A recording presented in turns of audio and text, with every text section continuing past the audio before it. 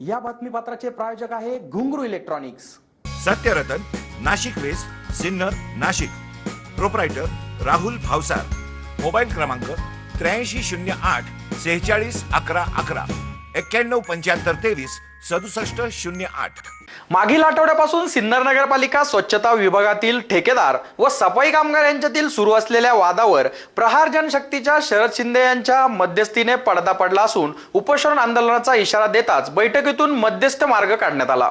सिन्नर नगरपालिकेतील सफाई कंत्राट पद्धतीने काम करणाऱ्या कर्मचाऱ्यांकडून मुकादम दरमहा काही रकमेची मागणी करत असल्याचा आरोप करीत एका कामगाराने आवाज उठवला होता। पैसे न दिल्यास त्यास काम देखील मिळत नव्हते असे आरोप करण्यात आले होते। ते आरोप संबंधित मुकादमांनी फेटाळत उलट त्या कामगारावर कामचुकारपणा व विविध आरोप करण्यात आले होते।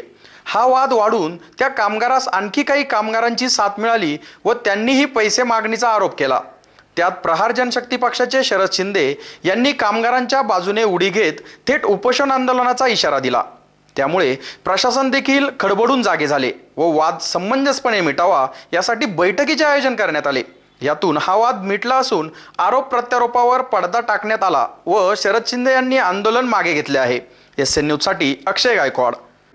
आज मी 3 महिन्यापासून घरी होतो। माझे ठेकेदारांची जरा वादावाद झालेली होते काही गोष्टीवरून हप्ते देण्याबाबत। तर त्यानंतर आज समोर बसून ठेकेदार होते आमचे नगरपालिकेचे साहेब होते। तर आम्ही सगळे एक ठिकाणी बसून मीटिंग घेऊन तर ते सगळं कबुली घेतली, ते सगळं बोलणं झालं। तर त्यानंतर त्यांनी सांगितलं, दोन्ही आम्हाला पण सांगितलं, सुपरवायझरला पण सांगितलं की इथून पुढं तुम्ही असं करू नका। आणि आम्हालाही बोलले का तुम्ही पण कामावर वेळेवर या आणि वेळेवर कामावरून घरी जा, पण तुम्ही ती काम चुकार करायचं असं ते आम्हाला बोलले। पण आम्ही पण त्यांना बोललो का तुम्ही आता एवढं सगळं झाल्यानंतरून तुम्ही उद्या आम्हाला आडून बघशाल कामामध्ये, असं करू नका हे आम्ही बोललेलो आहे। तर आमचे सर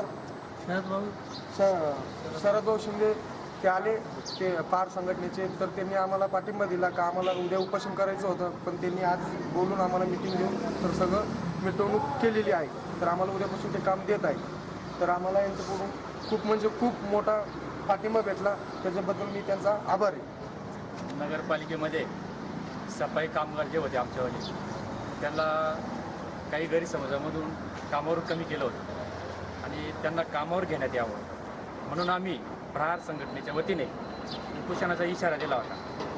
आमचं उद्यापासून उपोषण होतं, परंतु आज आमची मिटिंग झाली आणि मिटिंगमध्ये दोन्ही पार्टींचं म्हणणं ऐकून घेऊन या मुलांना कामावर घेण्याचं कबूल केलेलं आहे आणि मुलांनी बी प्रामाणिकपणे कामावर येण्याचं मान्य केलेलं आहे। त्याचबरोबर ठेकेदारांनी किंवा प्रशासन अधिकाऱ्यांनी या पोरांवरती कुठलाही कुरापत काढून त्यांना कामावर कसं काढता येईल असं काही करायचं नाही असं पण ठरलेलं आहे। आणि या पोरांचे संसार वाचावा, कारण ही गरिबाची लोक आहे। सफाई कामगार कोण असतो?